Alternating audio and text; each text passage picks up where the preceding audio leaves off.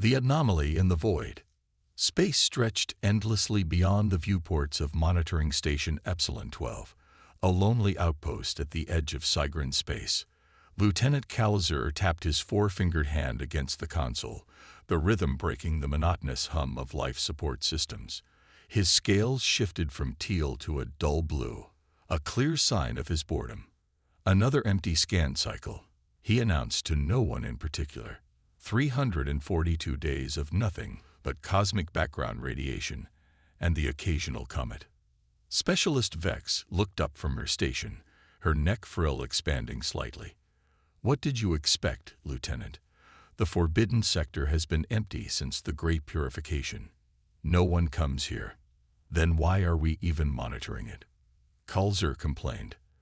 The humans are extinct. Their homeworlds reduced to ash.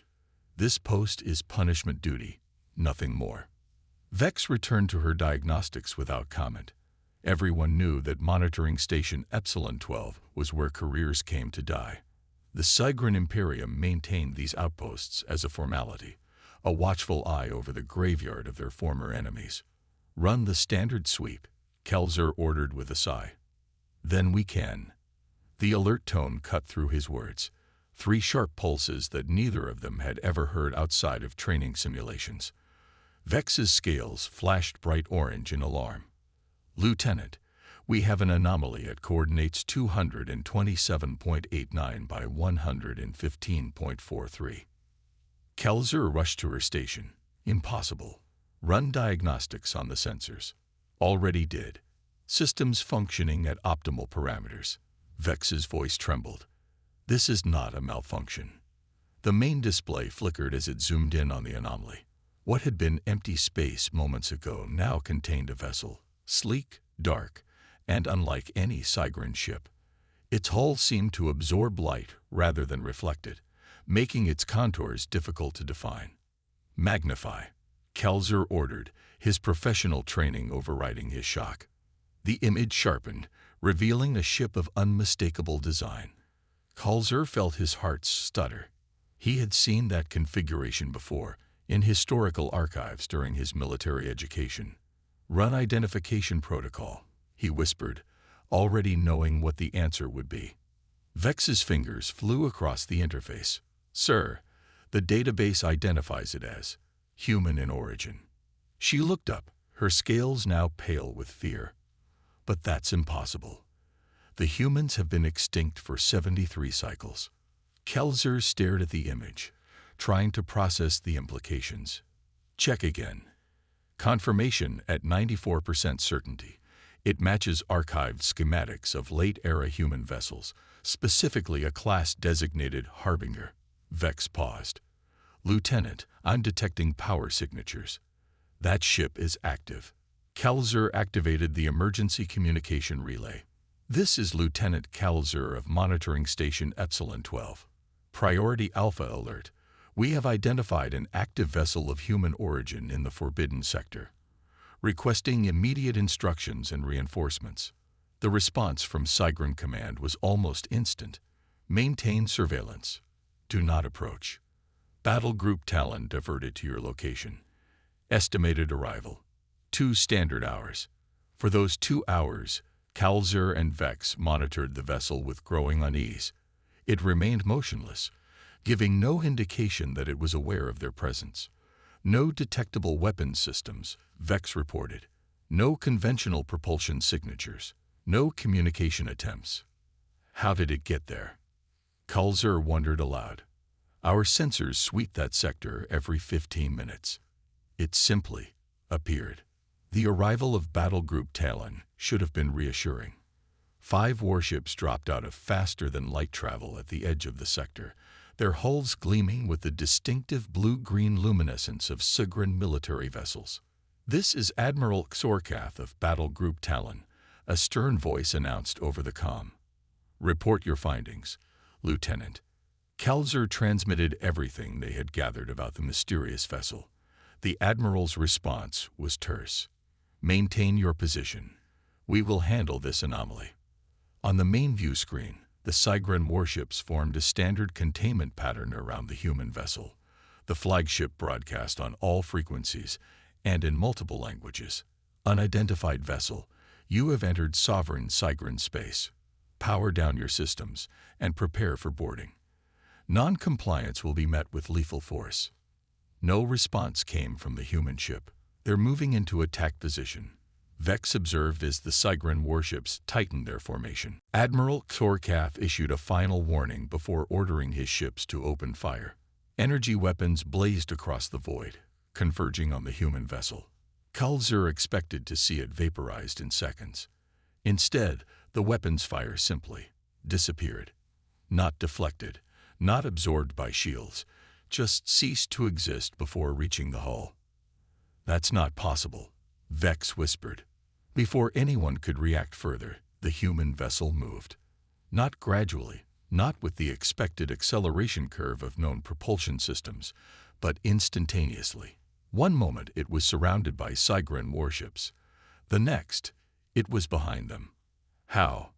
Kulzur began, but his question was cut short by what happened next. A pulse of soft blue light emanated from the human ship, expanding in a perfect sphere. When it reached the Cygran vessels, they went dark. All 5 warships, including Admiral Xorkath's flagship, drifted powerless in space. The communication array in the monitoring station crackled to life with an unexpected transmission. The voice that came through spoke in perfect Cygran, though with an accent that neither Kulzur nor Vex had ever heard. Cygran Monitoring Station Epsilon 12. This is Captain Ilara Rise of the Earth Reclamation Vessel Prometheus. Your battle group has been temporarily neutralized. Their systems will reboot in approximately 1 standard hour. No permanent damage has been inflicted. Kulzur exchanged a shocked glance with Vex before responding. "This is Lieutenant Kulzur. You can't be human. The humans were eradicated in the Great Purification. That's what the Cygran Imperium wants everyone to believe," Captain Rice replied. "Your history books tell you that humanity was wiped out 73 cycles ago. The truth is more complicated." The view screen shifted, showing the interior of the human vessel's command center. A figure appeared, bipedal, with dark skin and close-cropped hair. The human wore a uniform of deep blue with silver insignia. "Your ancestors tried to exterminate us," Captain Rice continued. "They nearly succeeded, but some of us escaped, fled beyond the reach of your empire, into regions of space you considered uninhabitable. If humans survived," Kulzur said carefully, "why reveal yourselves now? Why here?"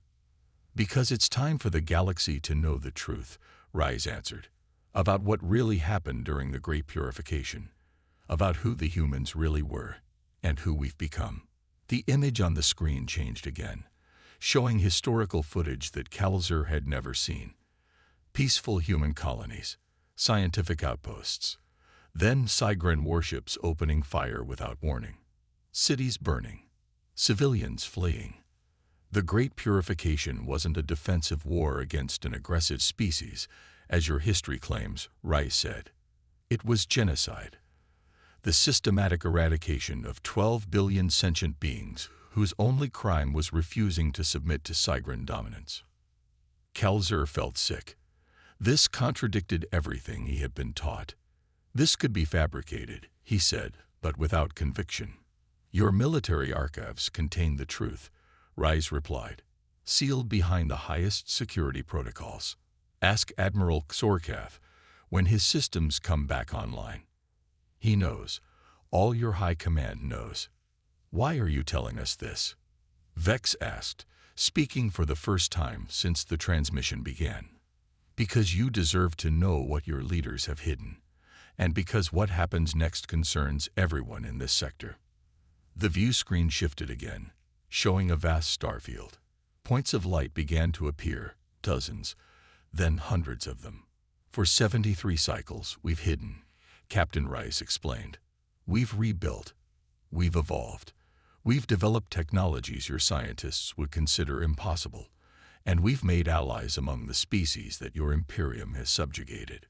The points of light resolved into ships, hundreds of vessels of various designs, some clearly human, others belonging to species that the Sigrin Imperium had long considered minor powers or client states. "This is the Liberation Fleet," Rice said. "We're not here for revenge. We're here to restore balance, to ensure that what happened to humanity can never happen to another species." Kelzer stared at the screen in disbelief. "The Imperium will never allow this. They'll deploy the entire home fleet." "They can try," Rice replied, her expression softening slightly. "But ask yourself this, Lieutenant. If we wanted to destroy you, why would we be having this conversation? We neutralized your battle group without causing a single casualty. We could have wiped out this monitoring station before you knew we existed." The human captain leaned forward. "We're transmitting comprehensive evidence of the true history of the Great Purification to your station, along with our terms for a new galactic accord. Review them. Share them. When Admiral Xorkath's systems come back online, tell him we'll be waiting for the Imperium's response." The transmission ended, leaving Kelzer and Vex in stunned silence. "What do we do?" Vex finally asked, her voice barely audible. Kelzer stared at the human fleet displayed on their view screen. Everything he believed about his people's history, about the extinct humans, had just been called into question. And now, faced with technology that defied understanding and a force that could neutralize Sigrin warships without destroying them, he had to make a choice. "First," he said slowly, "we review what they sent us. Then, when the Admiral's systems come back online, we tell him exactly what happened." He turned to Vex, his scales shifting to a resolute green. "And we prepare ourselves for the possibility that everything we've been taught about our glorious history was a lie." As Kelzer began downloading the human transmission data, he couldn't shake the feeling that the galaxy as he knew it would never be the same again. The Reckoning. Admiral Xorkath's flagship, the Indomitable Will, drifted in space, its once proud systems slowly coming back online. Emergency lighting cast eerie shadows across the bridge as the Admiral glared at the status reports scrolling across his console. "Weapons," he demanded. "Restoring, Admiral. Estimated 30 minutes to full capability." His tactical officer replied. "Unacceptable." Xorkath's inner eyelids flickered in agitation. "Redirect power from non-essential systems. I want weapons operational now." The communication array chimed. "Admiral, incoming transmission from monitoring station Epsilon 12. "Put it through," Xorkath growled. Lieutenant Kelzer's image appeared, his scales an uncharacteristic pale blue. "Admiral, the human vessel has made contact. They've transmitted information you need to see immediately." "Human vessel," Xorkath hissed. "Choose your words carefully, Lieutenant. Humanity is extinct." "With respect, Admiral, that appears to be incorrect." Kelzer sent the sensor data and recorded conversation with Captain Reyes. "They've neutralized your battle group without causing permanent damage as a demonstration. And, sir, they're not alone." The Admiral's expression remained stony as he reviewed the data, but his scales darkened to a deep purple, a sign of profound disturbance among Sigrins. When he finally spoke, his voice was dangerously quiet. "This information is now classified at the highest level. You will speak of this to no one." He cut the transmission before Kelzer could respond. Turning to his communications officer, he ordered, "Secure channel to High Command. Priority Omega." Minutes later, the imposing figure of Grand Marshal Vexalia filled the screen. Her ancient scales bore the distinctive pattern of the ruling caste. "Explain yourself, Admiral," she demanded without preamble. "An Omega priority from a routine patrol is unprecedented. Marshal, we have encountered a situation that threatens the stability of the Imperium." Xorkath transmitted the data from Epsilon 12. "Humans have returned, with technology far beyond our understanding." Vexalia's expression remained impassive as she analyzed the information, but her scales betrayed her shock, fading to an ashen gray. "These historical records," she finally said, "they must not spread beyond High Command." Marshal, with respect, the humans have already transmitted this information to monitoring station Epsilon 12. 2 officers have seen it. Then ensure those officers meet with unfortunate accidents. Her tone was matter-of-fact. This narrative contradicts 73 cycles of imperial history. It cannot be permitted to spread. Sorkath hesitated. Marshal, you've seen their technological capabilities. They neutralized my entire battle group effortlessly. If they wanted to destroy us, they could have. Instead, they're proposing negotiations. Negotiations. Vexilia's laugh was brittle. The Cygran Imperium does not negotiate with extinct species or their pretenders. They're requesting a diplomatic envoy. They claim they don't seek revenge for the Great Purification, only recognition and a new balance of power. And you believe this? Vexilia's scales shifted to a warning red. I believe we must consider all options before committing to conflict with an adversary whose capabilities we cannot fully assess. Sorkath chose his words carefully. The evidence they've provided about our history is fabricated, Vexilia interrupted sharply. Our ancestors saved the galaxy from human aggression.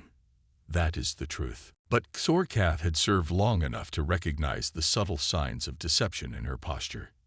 Is it, Marshal? Or is it the convenient narrative that justified the annexation of former human territories? Vexilia's eyes narrowed. You forget yourself, Admiral.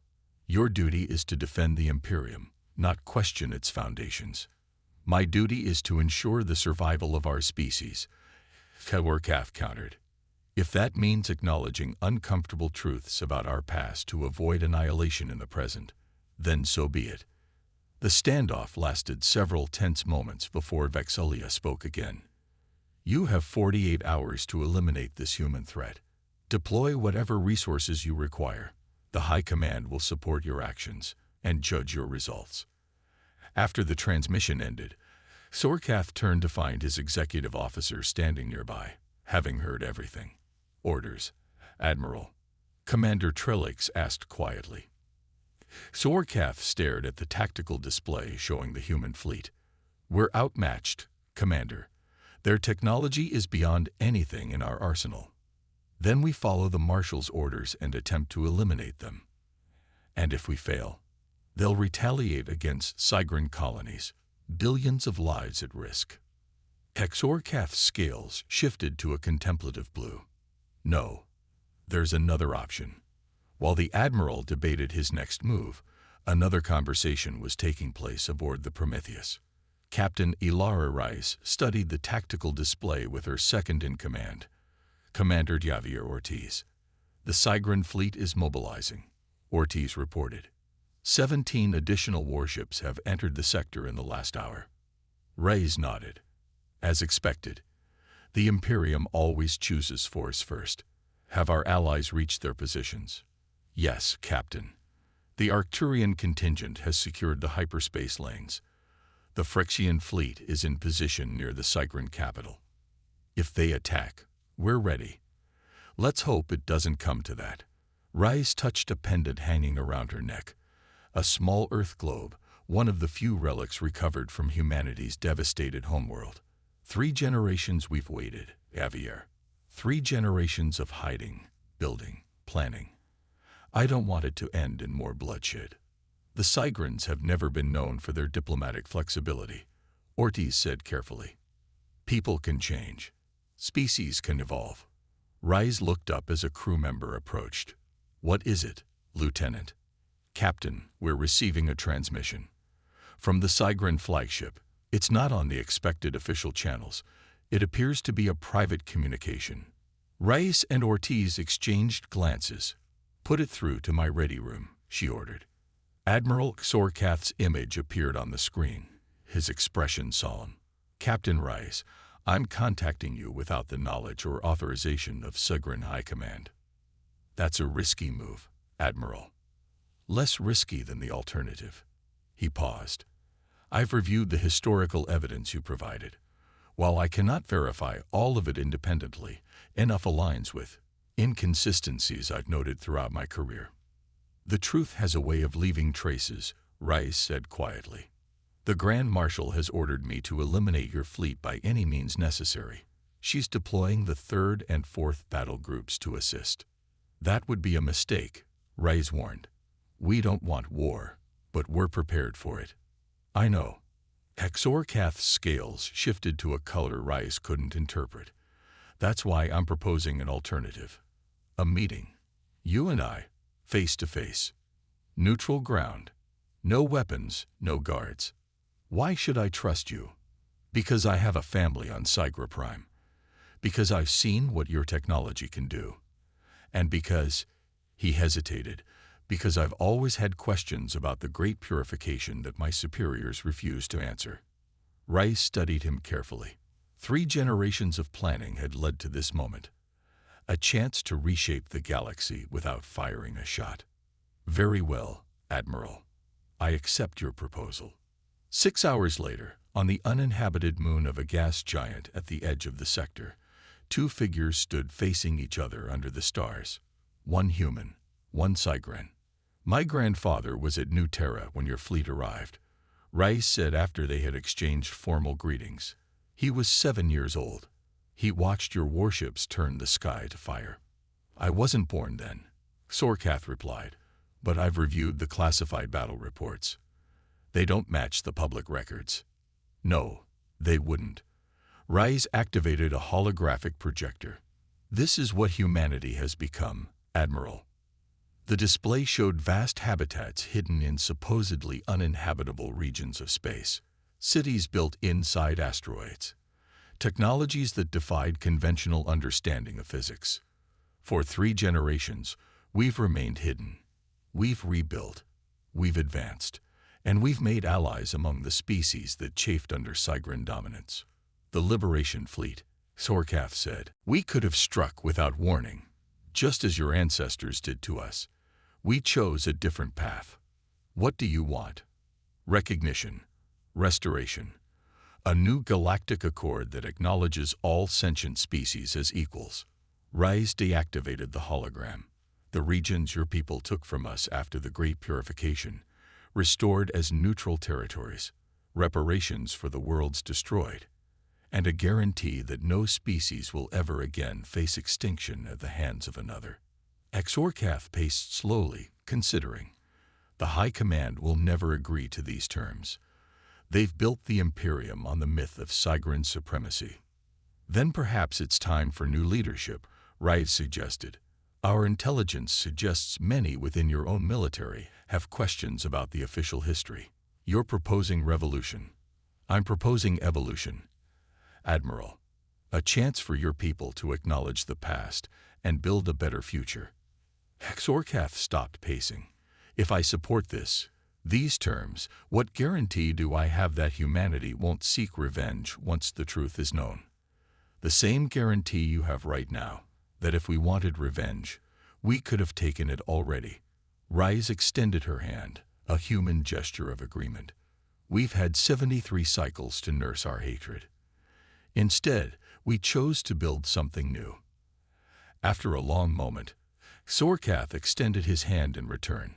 I cannot speak for the Imperium, but I will present your terms to those I trust within our military, and I will tell them what I've seen. A humanity that chose mercy over vengeance, despite every reason to choose otherwise. As they parted ways, Rice looked up at the stars. Her grandmother had told her stories of Earth's night sky, of constellations named for ancient heroes and myths. Those stars were lost now, but new ones had taken their place. 3 days later, the galaxy changed forever. The transmission spread across every communication channel in Cygran space.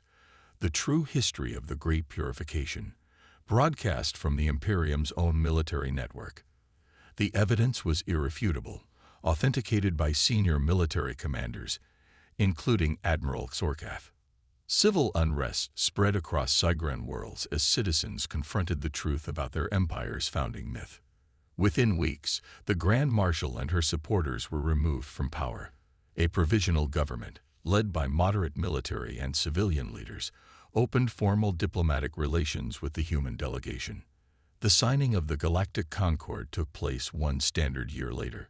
representatives from 27 species, including humans and Cygrans, establishing new principles of interstellar cooperation and mutual defense. After the ceremony, Admiral Xorkath, now serving as the Cygran diplomatic representative, approached Captain Reyes. "Your ship," he said, "the one that appeared where none should be. How did you do it? Our best scientists still can't explain it." Reyes smiled. "Some secrets we keep, Admiral, at least for now." She looked out at the assembled delegates. "But I promise you this, the technology that brought us back from extinction will never be used to cause extinction again." As they stood together watching the dawn of a new galactic order, neither could have predicted that this was just the beginning. Humanity had returned from the edge of oblivion, not as conquerors seeking revenge, but as architects of a future where no species would ever again face what they had survived. The Silent Sentinel, the human ship that had appeared where none should be, had rewritten galactic history without firing a single shot.